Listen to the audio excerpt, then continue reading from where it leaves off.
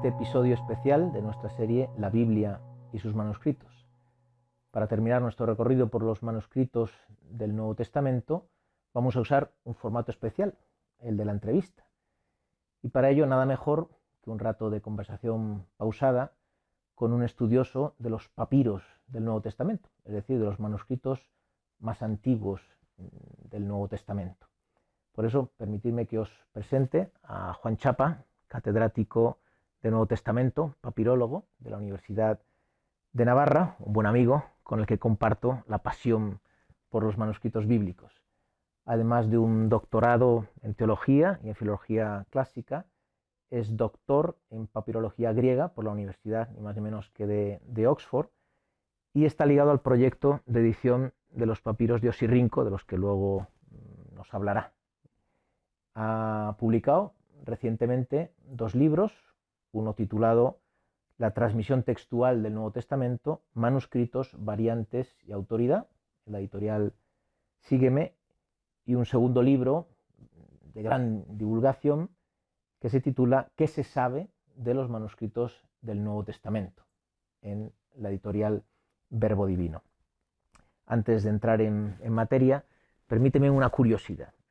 ¿Cómo nació en ti la pasión por los manuscritos? ¿Y cómo acabaste en Oxford y ligado a la edición de los papiros de Osirrinco? A ver cómo consigo explicarlo en pocas palabras, porque la historia es un poco rocambolesca y se remonta a los años en que estaba haciendo la tesis en Sevilla, que mi director de tesis, el profesor Alberto Díaz Tejera, me llevó un día a la biblioteca y me dijo: aquí tenemos esta colección de papiros de Osirrinco, que es una colección muy buena, muy cara, y que el lenguaje de estos textos en muchos casos tiene bastantes semejanzas con el Nuevo Testamento. Y ahí quedó un poco la cosa. Luego tuve la oportunidad de ir a Oxford y a través de un amigo conocí a Peter Parsons, que era el profesor titular de papirología en la Universidad de Oxford. Y cuando le dije que yo trabajaba en las cartas de consolación griegas, allí en Sevilla, me dijo: hombre, qué interesante sería pues trabajar las cartas de consolación, pero en papiros griegos, y ya en concreto las cartas de pésame en papiros griegos. Al final, pues se dio las circunstancias de poder hacer la tesis allí, en Oxford, y ese fue el tema que elegí, pues editar las cartas de pésame que se conservan en las colecciones de papiros en griego.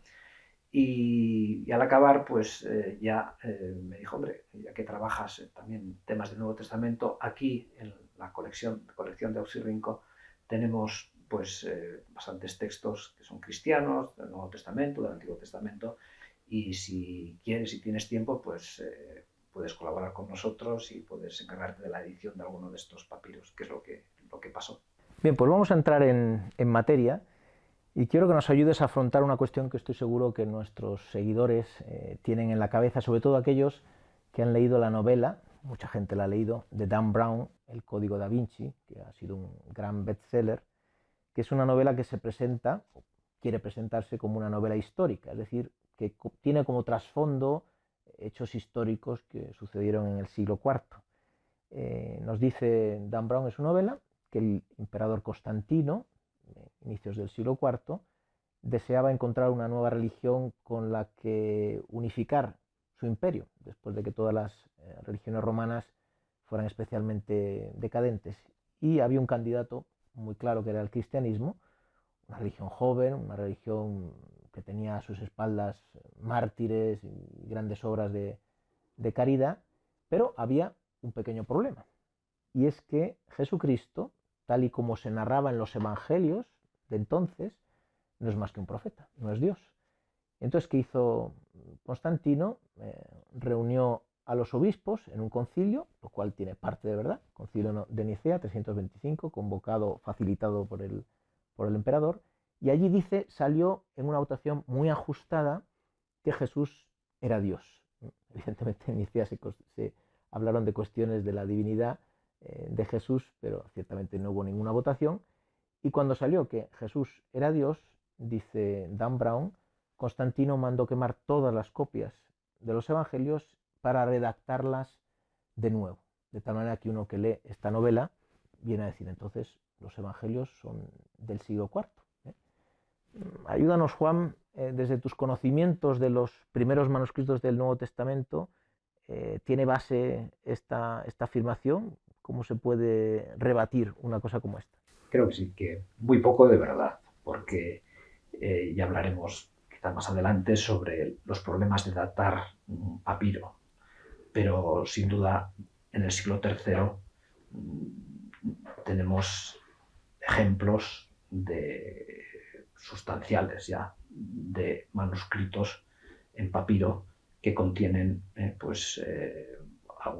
algún caso, unas secciones casi muy amplias, ¿no?, de los 4 evangelios, y que muestran que estos textos estaban muy difundidos mucho antes de que Constantino ya se encargara de difundir la religión cristiana como la legítima, y se pudieran difundir los grandes códices manuscritos en pergamino.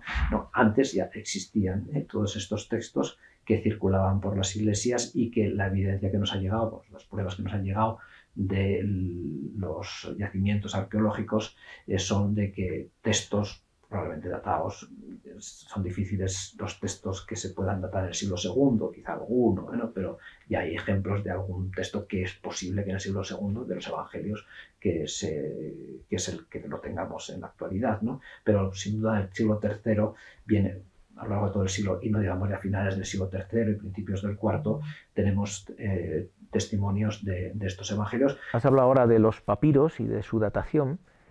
Sabemos que por historia que finales del siglo XIX, principios del XX, es el momento de los grandes descubrimientos de las colecciones o recolección de manuscritos del Nuevo Testamento previos al siglo IV, comprendidos entre el siglo II, si lo hay, hasta el siglo IV, previos a los grandes códices. ¿Puedes contarnos cómo aparecieron estos colección de papiros, cómo se coleccionaron? Muy bien, todo eso tiene que ver mucho con la gran explosión y avidez de descubrimientos arqueológicos que siguió a las campañas napoleónicas en Egipto, y la fascinación de las pirámides, de todos los yacimientos que aparecían en la tierra del Nilo. Primero se encontraron una serie de papiros que fueron a Austria, que se formaron ahí una gran colección, a Berlín, a París. Luego ya, cuando el gobierno de esa región estaba un poco dividido entre las influencias francesas y las inglesas, y ya cuando empezó el dominio británico, pues hizo que los arqueólogos y otros historiadores se interesasen no solo ya por las piedras, las inscripciones, que en Egipto relativamente pocas, sino que también empiezan a valorar los textos. Al principio, pues con unos métodos arqueológicos un poco limitados a lo que es la arqueología hoy en día, pero bueno, fueron saliendo a la luz grandes cantidades de papiros. Las grandes colecciones luego ya de textos que se refieren en concreto a los evangelios son un poco posteriores, ya son del siglo XX, cuando las dos principales colecciones son las de Chester Beatty y las de Bodmer. Alfred Chester Beatty era un americano, gran millonario, mecenas, interesado en descubrimientos y de libros y del arte en general, que compró allí entre los anticuarios del Cairo pues distintas colecciones de papiros. Son bastantes, y entre ellos están pues unos de los mejores códices que tenemos pues de los evangelios, también de San Pablo, etc., ¿no? Pero uno el P45 se llama así a la sigla que se utiliza para designar a los códices, a los manuscritos en papiro, por la P de papyrus. Y este códice de los 4 evangelios, pues que se conserva luego en la actualidad en Irlanda, ¿no? Porque fue en Dublín, sí, porque Chester Beatty fue primero a Londres y luego por razones fiscales prefirió irse a Dublín, y allí pues creó una biblioteca estupenda, y allí hay pues unos auténticos tesoros, entre ellos estos códices del Nuevo Testamento. El otro fue Martin Bodmer, que es una familia suiza de toda la vida, que fue un gran bibliófilo y era un apasionado de los libros, y desde muy joven ya coleccionó unos tesoros auténticos de manuscritos de distinto tipo, ¿no? Y también entre los anticuarios de Egipto pues consiguió otros códices, entre los que están, por ejemplo, pues el Evangelio de San Juan prácticamente entero. Es un caso único, ¿no? Hay problemas de datación, pero se puede decir que por lo menos siglo III, algunos han propuesto el siglo IV, ya lo veremos quizá luego, pero que es prácticamente entero el Evangelio de San Juan, cosa que es una auténtica joya, ¿no? Pues es muy inusual que se encuentren en tantas páginas. Normalmente son fragmentos mucho más escasos, ¿no? O el otro papiro conocido, el P75, que tiene el final de parte del Evangelio de Lucas, con el final de Lucas y el comienzo del Evangelio de San Juan y partes del Evangelio de San Juan, en fin, que son textos ya sustanciales de los evangelios. Luego ya hay otros fragmentos más pequeños, pero por ejemplo los de Oxirrinco, que son fragmentos en algún caso de 2 o 3 páginas, pero la mayoría pertenecientes a una sola página de algún códice, pero son muy numerosos, ¿no? Son prácticamente, pues llegan sobre de los 140 así más o menos que se han publicado hasta el momento, casi la mitad provienen de Oxirrinco, ¿no? Estas dos colecciones que ha nombrado, Bodmer y Oxirrinco, ¿dónde se conservan? Sí, la de Oxirrinco está en Oxford, es una gran colección que se conserva allí ahora en la Sackler Library, que es de la universidad, y la de Bodmer en Coligny es una pequeña población cercana a Ginebra, donde instaló Martin Bodmer Y una curiosidad, este millonario suizo creo que hizo un regalo muy especial al Papa Pablo VI. Sí, porque yo creo que se habían conocido en alguna otra ocasión, no sé si cuando Pablo VI viajó primero a Suiza, y en otro momento, creo que fue el cumpleaños de Martin Bodmer, que fue con la familia a Roma y fue recibido en audiencia por Pablo VI, y este gran bibliófilo, como detalle, como regalo al Papa Pablo VI, le entregó el P72, que es parte de un códice que tiene las cartas de Pedro y Judas. Pues las cartas de Pedro se las regaló a Pablo VI diciendo lo que es de Pedro vuelva a Pedro, ¿no? Como un detalle pues muy bonito, y ahí se conservan en la actualidad en la Biblioteca Vaticana. Has hablado ahora mismo de los papiros de Oxirrinco. Tú has participado en la edición de estos papiros, pero cuéntanos cómo salieron, qué es lo que se ha encontrado allí. ¿Hay algo de Biblia entre esos papiros? Sí, Oxirrinco es una población que está a unos 200 kilómetros al sur del Cairo, junto a un canal que sale del Nilo, y que en la actualidad está ocupada por una población que se llama el Banasa.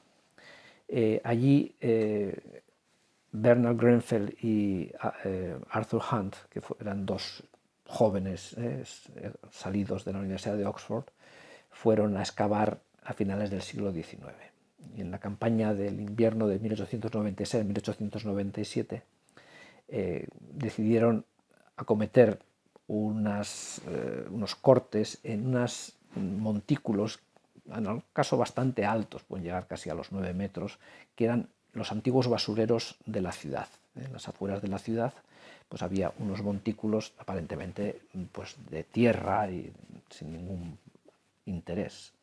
Y hicieron cortes y se dieron cuenta que a medida que excavaban aparecían también fragmentos de papiros. Porque claro, el papiro, como se sabe, es un producto vegetal, está hecho de un material muy frágil, ¿no? En cuanto hay un poco de humedad se pudre y desaparece. Y únicamente el que se haya conservado entre la sequedad de la arena del desierto ha hecho posible que nos hayan llegado estos tesoros, ¿no? Estos fragmentos que son muy frágiles, están en unas condiciones pues bastante deterioradas, sobre todo además porque estaban en la basura, ¿no? Era papel sucio tirado a la basura. En pocos casos encontraron Grenfell y Hunt pues algunas cestas con algunos rollos que ya habían pues, de la administración pública que la habían tirado, pero normalmente son trozos de hojas de libro que además rotas antes de tirar, etcétera, que se conservan ahí en la basura, ¿no? En la campaña de 1896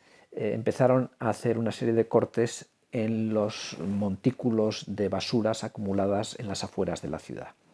Son montículos bastante grandes y hacían cortes verticales, y allí empezaron a excavar buscando posibles papiros. Y en uno de esos días Hunt desenterró un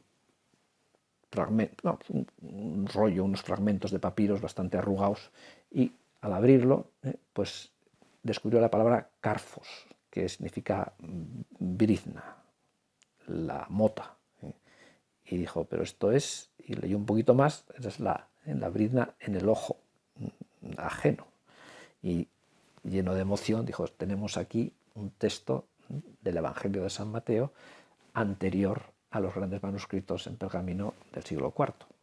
Como se sintieron llenos de emoción, pues porque habían encontrado lo que en el fondo buscaban, porque ellos tenían más interés en encontrar textos cristianos, ¿no? Y luego un poco más al lado encontraron unos textos, otros fragmentos de papiro que también tenían dichos de Jesús, los logia Jesu, que eran dichos que se parecían a los de los evangelios, pero que no eran igual, que eran distintos, que eso también le supuso una gran emoción. Pasados los años, cuando se encontró el evangelio copto de Tomás, se pudo comprobar que era la versión griega de ese evangelio anterior a la copta, y esos logia Jesu, esos dichos de Jesús, pertenecían a este evangelio apócrifo de Tomás, ¿no? A lo largo de la excavación salieron muchos más fragmentos de papiro, y hubo distintas campañas, y en la actualidad pues, se han editado prácticamente pues, como 50 o así fragmentos del Nuevo Testamento procedentes de esta excavación de Oxirrinco. Son muchísimos los fragmentos que hay,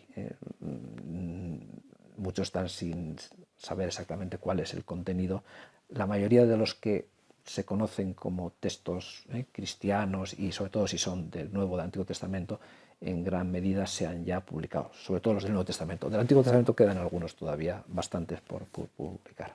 Los del Antiguo Testamento, de la versión griega de los 70. Sí, porque son textos mayoritariamente en griego, y son textos de la Septuaginta. Sí. Por tanto, también muy importantes, ¿no? Para la edición de los 70, previo a Orígenes y las Hexaplas. Sí, exacto, es porque todo esto contribuye a conocer mejor el texto ese griego, ¿no? Anterior, y que pues sirve para, aunque algunos son también del siglo V, siglo VI. El periodo en el que abarca los papiros de Oxirrinco va prácticamente desde la época pues, del siglo pues, II, I de nuestra era, hasta el siglo VII, hasta la conquista árabe.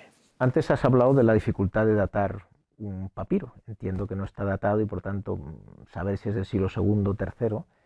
El papirólogo Brent Knockbree, en este libro, God's Library, es decir, la Biblioteca de Dios, la arqueología de los primeros manuscritos cristianos, desafía la datación clásica, e incluso en algunos casos retrasándola hasta un siglo entero, hasta 100 años. ¿Cómo se data un manuscrito? Y concretamente, ¿de qué época sería el primer manuscrito del Nuevo Testamento?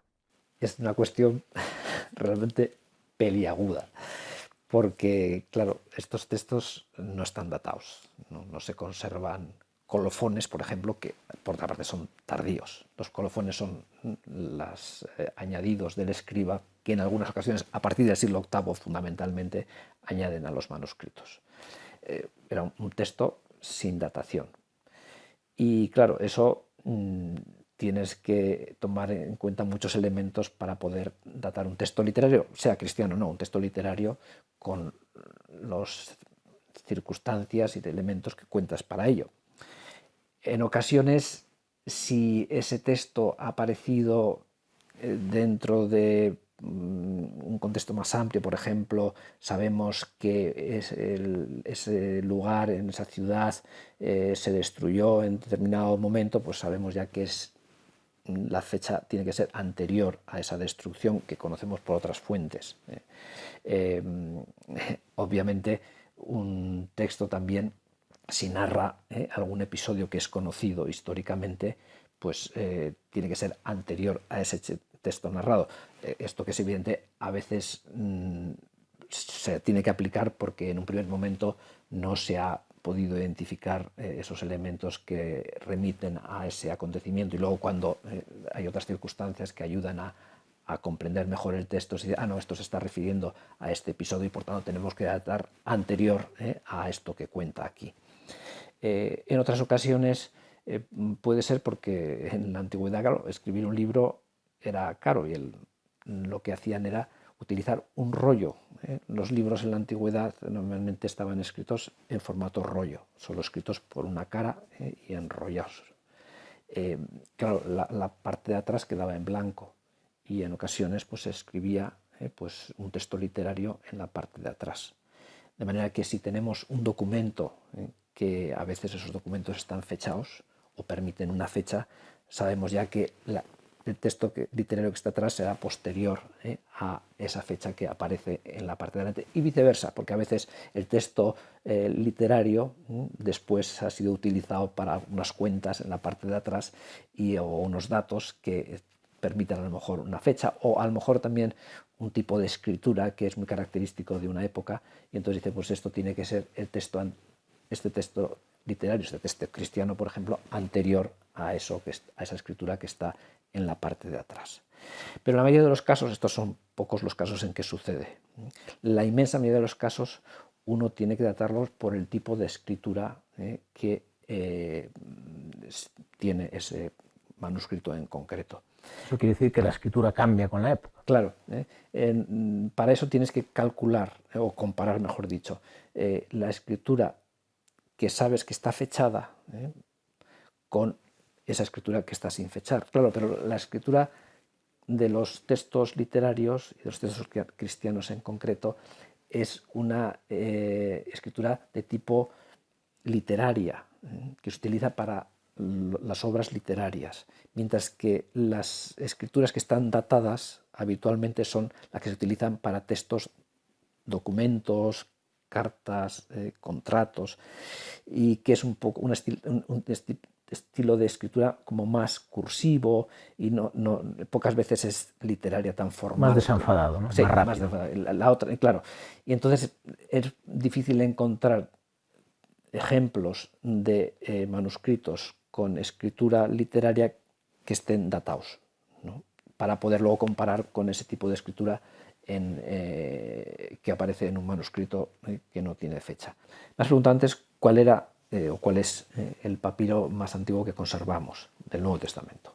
Y se trata de un fragmento pequeño correspondiente a la Pasión del Evangelio de San Juan, que se conserva en la biblioteca John Rylands de Manchester y que fue editado por Roberts en los años 30, y que él lo dató en la mitad del siglo II. Luego se ha simplificado mucho y entonces algunos han llegado a decir pues en la primera mitad, 125, como he dicho antes, el margen tiene que ser bastante amplio. Lo que hace Knowby no es negar que no pueda ser de la primera mitad del siglo II, sino que lo amplía hasta el comienzo del siglo III. Y dice, bueno, pues porque hay ejemplos de escritura que también se pertenecen a esta época y son comparables y por tanto hay que ampliar. Con otros textos más sustanciales, como es el caso del P66, que es el Evangelio de Juan, conservado en Bodmer, en la biblioteca Bodmer, pues él también propone que se puede datar a finales del siglo III, principios del IV, ¿no? Y lo mismo con el P75, que es el que tiene parte del Evangelio de Lucas, el Evangelio de Juan, que también él lo considera que sería más bien del siglo IV.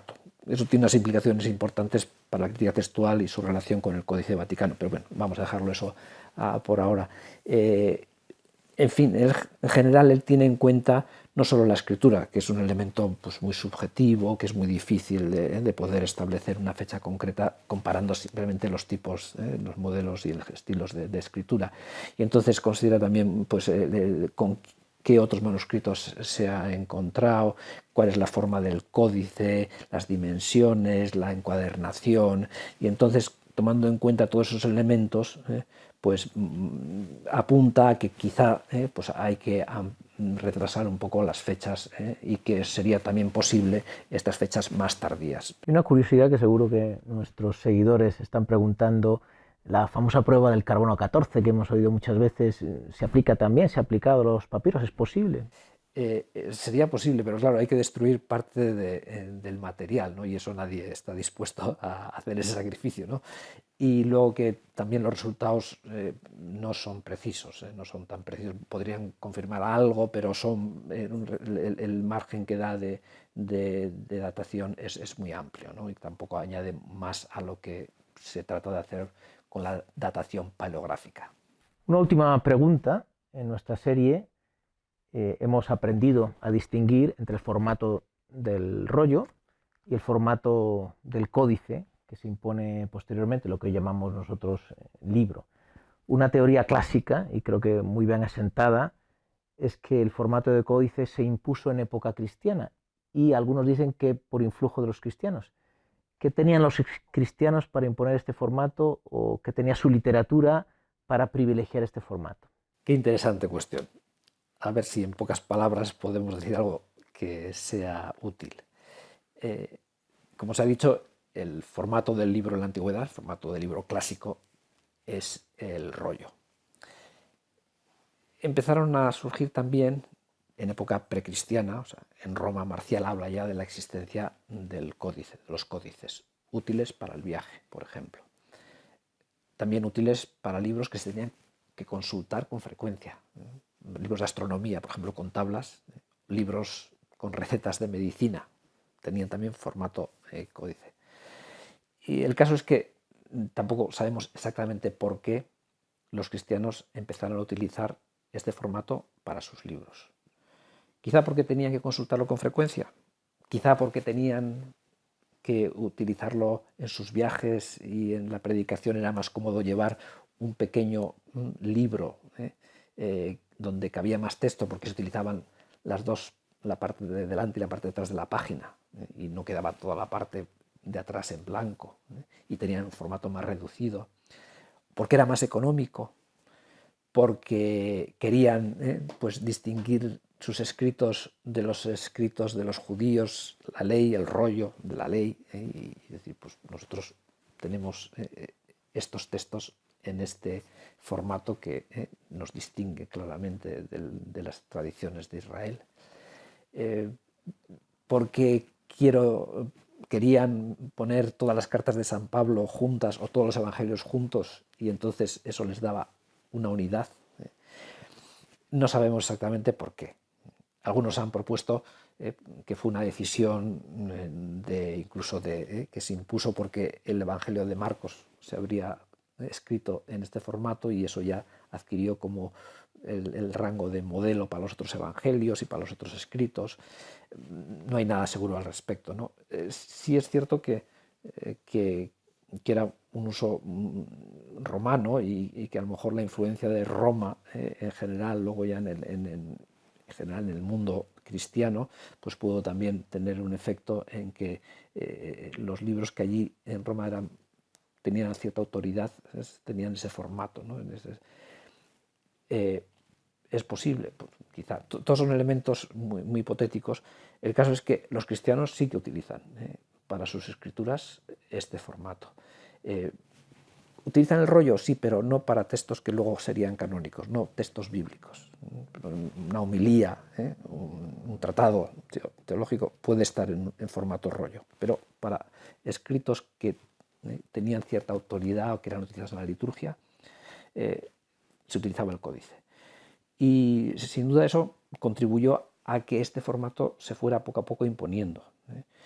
No es invención cristiana, pero casi todo el mundo está de acuerdo en decir que los cristianos, con el uso de este formato, hicieron que se extendiera más y más, y al final el códice sustituyera el rollo. Y lo que antes era un libro para las obras clásicas, era el formato rollo, ahora también para las obras clásicas, a partir del siglo IV, van a utilizar el formato códice, ¿no? Que es pues, mucho más fácil de utilizar, quizás más cómodo. No porque algunos dicen es más fácil encontrar un pasaje en un códice que en un rollo.